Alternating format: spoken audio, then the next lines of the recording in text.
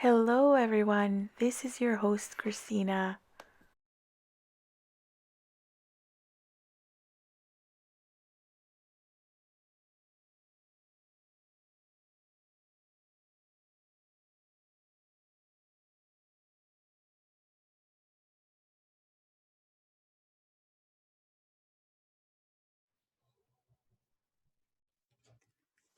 Hi, everyone. I'm Christina, and today I am joined by my coaching colleague, the lovely Pam Ross. Pam is a level 2 Reiki master, a single mom.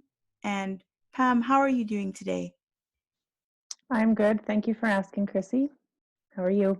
I'm very good, thank you. Just for people who don't know what Reiki is, would you please provide a short definition or example of what it is and why you are into Reiki? Reiki is an ancient healing technique using the energy body and balancing the chakras within the body. And I became interested in it when I started to have crisis in my own life. And as soon as I was getting treatments by a certified Reiki master, I felt a real draw to it, and I got my certification shortly after. So, Pam, could you tell me how Reiki helped you survive the crisis? Well, I found myself in a situation where I was unhappy in my marriage, and I had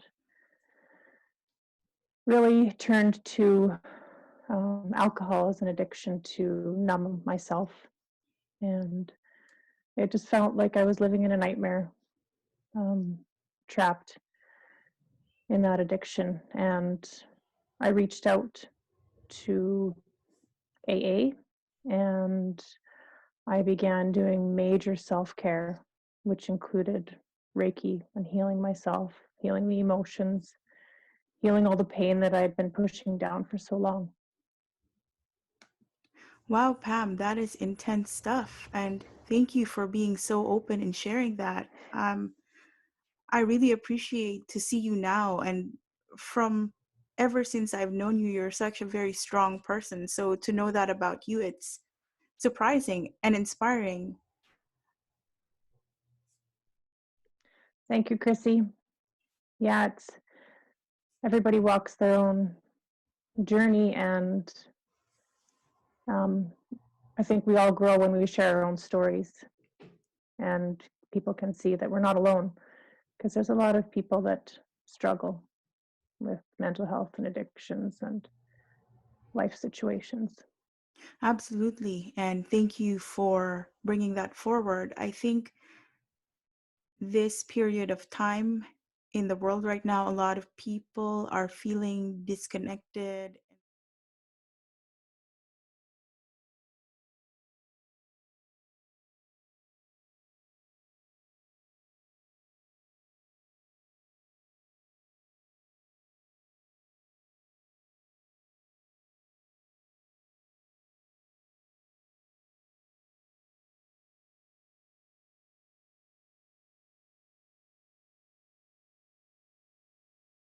How are you self-caring in this moment in time?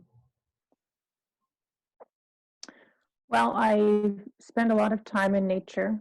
I find nature is very grounding and therapeutic for me. So, one nice thing about the pause is being able to look within, which I've been doing a lot of. I'm also working from home full time, but within that workday, you do have sort of a rhythm you develop. And, my coffee breaks where it would be normal coffee break, I'll go out for a walk or spend time with the kids, and then I'll go back to work. It's just a nice balance to the day to spend time outside. That's a lot of it. And I've been cooking for my family and enjoying it and being mindful. And I've really been enjoying having the time to cook healthy for my children.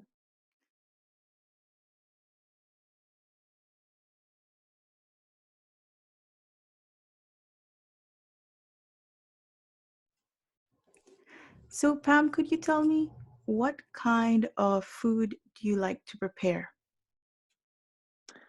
Well, I've started cooking a lot healthier and cleaner recently.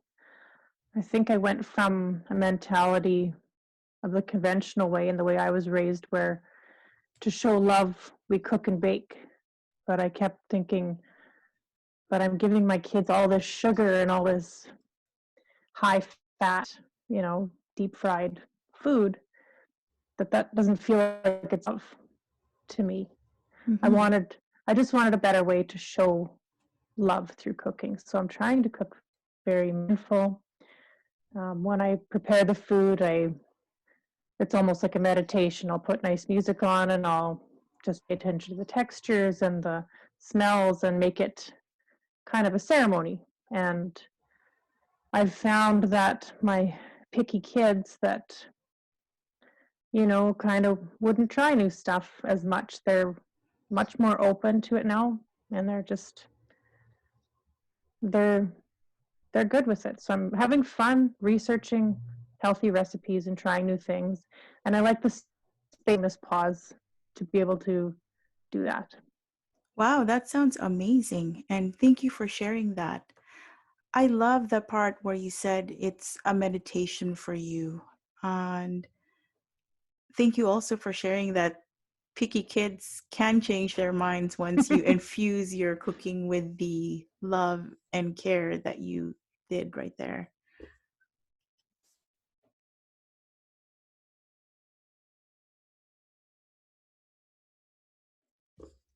So, Pam, you mentioned that cooking is like a meditation for you. Are there other methods of grounding or meditation that you are involved in? Yeah, I do practice meditation, Crissy. Thank you for asking. Um, I will have sometimes in the morning, I will have a morning routine where I'll do some smudging, some prayer, and then I'll go into meditation. And I really just go do deep breathing and go into my body. Other ways that I meditate are by walking meditation. So it's repeating a mantra as I walk. And I really love that out in nature. Wow, that really sounds like a two for one deal. You're out in nature, you're getting exercise, and you're meditating? Mhm. So, how did you learn about how to do that? There was a book I read about meditation, must have been 10 or 15 years ago. And the mantra, it was more like a poem, I guess. Hmm. Yeah, that I still say to this day.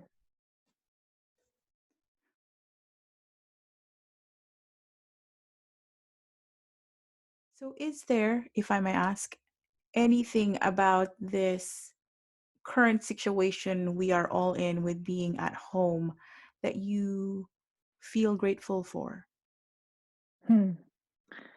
There's a lot I've been grateful for, as tough as it has been to adjust to everything and all the changes happen so quickly. I find that my relationships with my kids, the connections are really deepened. So while I'm distanced from everyone else, my small circle has become a lot tighter. It's been good for my family.